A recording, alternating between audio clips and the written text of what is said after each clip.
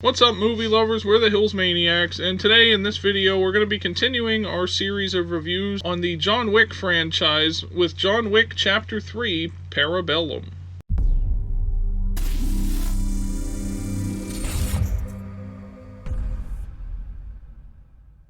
So I like that this is the first movie in the series that actually has like a subtitle to it. And if you don't know what Parabellum means, I guess it just means prepare for war, which is pretty much what happens throughout this whole movie, because we see sense. John's on the run because of the events of the last movie where he killed Santino D'Antonio on the grounds of the Continental, and he was given that hour from Winston to sort of have time to escape, basically. So he's on the run this whole movie, and he is basically preparing for war. So that's kind of an apt title for that movie. But I like that, you know, the tension at the beginning of this movie where you basically get a countdown of like how long John has before his services with the Continental like sort of are taken away, or before the bounty, I guess, or whatever goes into effect. And you hear it through a series of, like, as he's on the run and stuff, fighting people that are trying to kill him and stuff, you kind of get a flash to the people who run the, I guess, like, the accounts of the high table and all that, saying how much time before it goes into effect, like 10 minutes or whatever. And then John's, like, trying to hurry up because he's watching his watch, too. So I kind of like that they sort of intercut all that together to show that tense moment where it's like John is now on the run. He knows he doesn't have much time left, and he has to heal some wounds, and he goes to a guy to heal them and stuff, but he only has like 5 seconds left. Yeah, I like that part too, that the doctor actually does stop right when the time hits, because he's supposed to, and he obviously says, well, they're not going to know that I stopped. You know, so like he makes John kind of shoot him just as like a John forced him to do it type of thing. Right. And then, you know, he didn't kill him, but he shoots him, and then, you know, because he has to stop. And I kind of like that they kept that. You know, they could have just been like, oh yeah, I'll just finish you up and then we'll be good and you can go. But they didn't. He stopped. Right. And that's exactly what it was supposed to be like. And John kind of told him to, too, because he didn't want him to get in trouble for it, which is also something that I liked about this movie. We see the consequences of John's actions don't just affect him. It's also affecting Winston, because the high table is now trying to basically revoke him as the leader of that specific Continental, I guess. And they go after Lawrence Fishburne's character, who's the Bowery King that we saw. Anybody that really helped John Wick escape in the last movie, or that has provided services to John Wick over the years, technically goes against the Continental, or against the high table. So they want to sort of punish them for helping John. And I like that you see that his decisions aren't just affecting him, but also the people that he's close to or that have helped him. Yeah, and speaking of people that he's close to and people that have helped him, we meet two new characters in this that John Wick goes to for help. The first one is Angelica Houston's character. I forget what her name is, but she basically she's the one that kind of trains them to fight and how not to feel pain and you know, don't let your environment get the best of you, and and trains them for these different situations, you know, men and women. And it's basically, it gives me like a reminder of like the Red Room that Natasha Romanoff and Yelena trained in Black Widow. But the second one we meet then is Halle Berry's character named Sophia, who I guess is the manager of the Moroccan Continental, because of course there's a Continental in every country. I like that they start to branch that out a little bit. Yeah, I mean, we saw the one in Paris in the last movie, so we get this one now in Morocco, and John Wick reveals that he has a marker given to him from Sophia, so she basically has to help him. The same type of marker that Santino D'Antonio had in the second one that caused John Wick to have to get into the situation he was in the first place. So we meet them, and then things start playing out, and I like that she's named the Adjudicator, which I guess is basically the representative of the high table in this movie. She's like a judge or whatever. Yeah, and she basically she's the one telling Winston, like, you have 1 week to get your affairs in order, then we're kicking you out. And she tells the Bowery King, you know, you have 1 week, and then we're kicking you out or whatever. And then, so she ends up, by the end of the movie, ends up going to Angelica Houston's character and Sophia well, at least Angelica Houston's character, and goes after them again for, for helping John Wick now, even though the time is technically up. Right. And that, and I just like the kind of continuity that she didn't forget about them helping him too. Even though it was later on, she's not just going after the previous people that helped John Wick, but anybody that helps him now and into the future. Right. And basically, John's whole mission is trying to get back in good graces with the High Table. And I guess there's an elder of the High Table that, like, he's above the table. He's the highest of tables. Yeah, he's the highest of the High Table. Right. So John Wick is trying to seek him out and find him to figure out what he has to do, I guess, to get back, into being allowed to use the Continental and to be in this world. And I guess he's technically officially back in the we'll call it the Assassin's Guild. Yeah.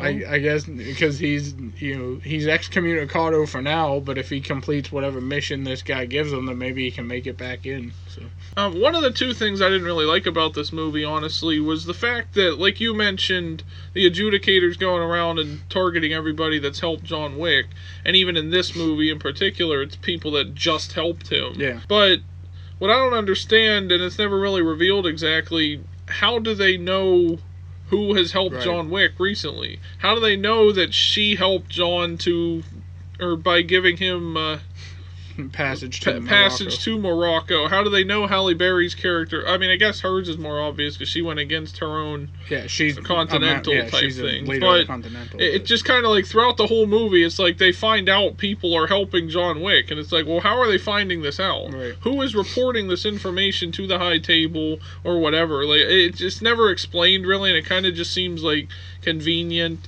because this felt like a shorter movie too. So maybe if they would have added a little bit more time into sort of explain that, like maybe they have somebody that's planted in Winston's Continental to keep an eye on him. I mean, that part makes sense. When a member of the High Table gets killed in the Continental, somebody from the High Table is going to figure that out. But again, even with the Bowery stuff, where Lawrence Fishburne's character helps him, it's like, how does she know every little detail? She knows that he gave him 7 bullets for the gun.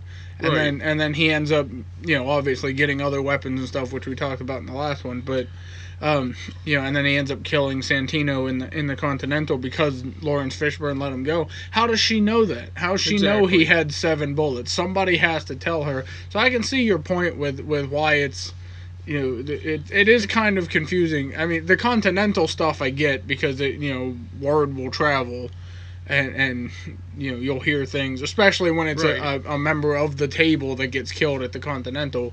Things will or if there's a shootout at the Continental or whatever. Yeah, but it just kind of makes no sense. Like, and it kind of threw me off a little bit because if those things hadn't played out, like her just randomly knowing this thing, then like she wouldn't be able to punish Winston, or maybe Winston is more, you would know that, but like how does she know about Lawrence Fishburne's character and all that? Like everything that happens throughout this movie is because she knows people that are helping John Wick and stuff, and it just seems kind of like really, really convenient, like even more convenient than like in the first movie when John just happens to run into the main antagonist's son at the gas station that sets the plot in motion, which I kind of said was, I didn't really like that in the first movie if you go back and watch that review. But this has more, it's like even more convenient. Like they didn't really care to explain how she knows all these things. Yeah, I mean, they made the High Table seem like they're sort of these like god-like figures or something that can just see things and know things and all that stuff, and it's never really explained. Right, and another thing too that kind of on that note, they can figure out all this stuff about who helped John Wick and how they helped him and why they did it or whatever, but she has to go hire these random like ninja-like dudes to go kill John Wick. But then later on in the same movie, there's a fight scene in the Continental because it gets deconsecrated because Winston refuses to step down. So it basically it's no longer a safe haven, and you can kill people at the Continental. And they send in this huge army of people with like bulletproof ammo and these helmets that like you can't shoot through and stuff. Well, where were them people at earlier? Why didn't you Instead of hiring these ninja dudes, why didn't the high table just send them in? Right. You send them in later when they're fighting at the Continental. And that's one of the funniest scenes in this movie, by the way. That whole sequence of that, because him and Caron, the one played by Lance Reddick, just go ham and just just shooting up the place to save the Continental and stuff. But like, why'd you hire these ninja dudes to work for the high table when you could have just sent in these people to try to kill John Wick? You could have killed him earlier with these people, and John Wick wouldn't have been able to stop him because he wouldn't have had the ammo from the Continental to do it. Right. So you could argue that maybe the adjudicator wasn't necessarily doing what the high table told her to do. So like she had her own agenda. or they told her like do whatever is necessary to get this sort of figured out or whatever, and she hired the ninjas on her own free will. Yeah, I don't think they were actually ninjas, but for the sake of this video, because we don't know what their group was called, we are going to call them ninjas. They have, or samurai or something. Samurai assassins. Just call them ninjas. They have swords. They are ninjas. I mean, but I mean, I did kind of like that whole sequence though, because, or at least the part like you mentioned with them sending the people with the bodyguard or with the body armor and all that on.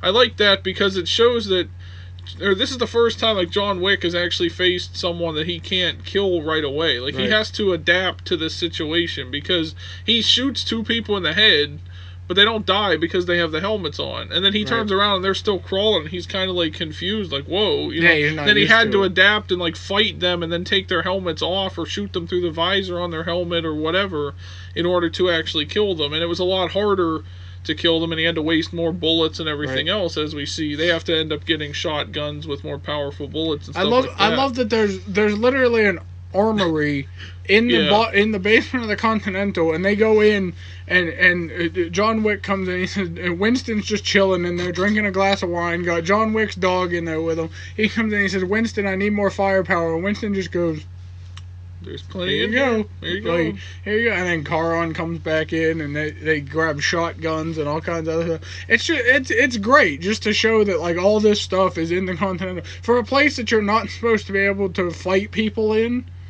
they sure do have a great armory underneath. Right, but that just showed like John's weaknesses or whatever, where he had to, you know, I like, because we haven't seen that in any other movie where he necessarily had to like adapt his fighting style, because he's been able to kill everybody he's fought in the last two movies. So I like that they threw this in there where now he's like sort of outmatched or something. Although there was a scene, speaking of that whole sequence in the Continental and stuff, this is another thing I didn't like. There's a scene where he's fighting with those ninja people that we mentioned earlier, and it goes on for like 20 minutes or something. He fights these first two people on like the first floor or something, and they're just kind of like, they respect him, I guess. They're like, we're big fans of yours, we want it real, or thank you for letting us fight with you or whatever, but they're also trying to kill him. But, and then he kind of bests them in the battle. He's fighting with them, and they just have swords and stuff, so he's not like shooting them. He's kind of doing hand-to-hand combat and stuff like that. Beats them, then goes to the next floor, there's two more people. This whole thing takes about 20 minutes, and the annoying thing for me was that nothing else was happening while this was going on. Like, all of a sudden, it's as if the high table just stopped sending soldiers, or they stopped trying to get into the Continental to kill John Wick, just so we could have this big action sequence between John Wick and some ninjas and stuff. And it just kind of like, you could tell they just wanted another action scene for the movie. Like, this felt unnecessary to me, sort of. Like, I know the whole point of these guys was because the high table asked them, or the adjudicator at least, asked them to kill John Wick.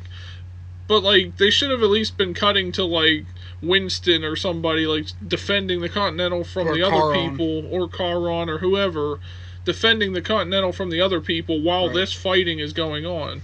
And they didn't do that, and that was just kind of like, this was a huge extended sequence that kind of slowed the pace, honestly. Yeah, John keeps getting knocked down, and then he'll talk to the guy, and then they'll fight again, and then they'll it was dragged there is a lot of much. There is a lot of dragging out with some of these scenes. Even the scene when they go to Morocco, John and Sophia end up getting into some trouble, and and they have to fight their way out of the palace that they're at and stuff. And she has these two dogs that go and attack everybody, and they're hilarious. But even that scene, kind of, it's just like every time they turn a corner, there's like 8 guys standing there. Then they gotta fight them. Then they go around another corner, and there's 8 more people there. And it's like, just leave the castle already. Like, just get out. I mean, there's a lot of scenes.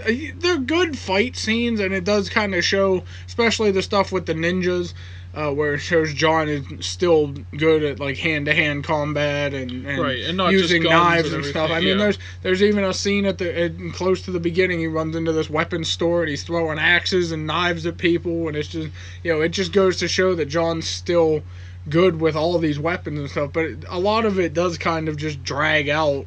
Right. For long periods of time, and I don't know if it's because they didn't have anything else to put in the movie, or if they just kind of wanted to focus on the John Wick's abilities or what it was. But they could have done, I think, it's not that there were too many fight scenes. I think that makes a lot of sense for this movie because of the situation he's in. Right. But it's just the length of these fight scenes. Like, you could have cut some of them back. I know you're not just going to get him versus one person and then be done, because there's going to be a lot of people coming after him. That's fine. But you don't need to show it everything. Have him kill 2 or 3 people at one time. Then then you don't have to show as long of a battle and stuff. But there's still fun fight scenes. I think those are my favorite parts of the John Wick movies. Is the kind of all out, like, I shoot at you, you shoot at me type of scenarios, and just to see the creative ways that John still has to defend himself. But yeah, they do drag out a lot, especially that last one against the ninjas. Right, and not just dragging it out either. I think a lot of this was like unnecessary fight scenes that we didn't really need. Like, I feel like they just kind of threw them into this movie. Like, even when he goes and visits Halle Berry's character in Morocco, like you mentioned, John basically went there because he wanted to meet a member, or the High Council member or whatever from the High Table, and the guy in Morocco knew how to get there. He asked Sophia to help, or to take him to visit that guy, and she ends up shooting him and they're on continental ground, so that whole like group of people come after Sophia and John, and they have to get in the shootout and escape, and that just felt like it was kind of like random. Like, they didn't need that to happen, really. The only thing, though, or the only reason it happens is because he shoots one of Sophia's dogs, and the dog survives anyways. Right. And it just kind of felt like they threw that in there to have an extra fight scene because they couldn't think of anything else to do. Like, even that whole scene kind of takes about maybe 10-15 minutes of them. It's a shootout with all these people. That's what I was talking about. It's like there's that whole extra thing. It's like there's just so many people. But I do kind of like, though, that it also shows the bounty goes worldwide for John Wick. People in Morocco even are assassins ready to kill John Wick. Like, for the 14 million, which I guess would be 14 million in whatever their currency is in Morocco. So it just goes to show you that this is worldwide. It's a worldwide problem, and no matter where John Wick goes, he's still going to be in trouble. But yeah, I mean, if you had the dog get killed, then it would be like that connection. It made a little bit more sense. Right. Well, she would have a better connection to John Wick. Right, because his dog got killed and then he wanted revenge. But the guy shoots the dog who's wearing a bulletproof vest, so she turns and shoots him and causes everybody to come after them. So it wasn't really and then the dog's still alive anyway. So it's like, you didn't really need to have that whole thing. You could have just had them kind of trying to escape and fighting these people.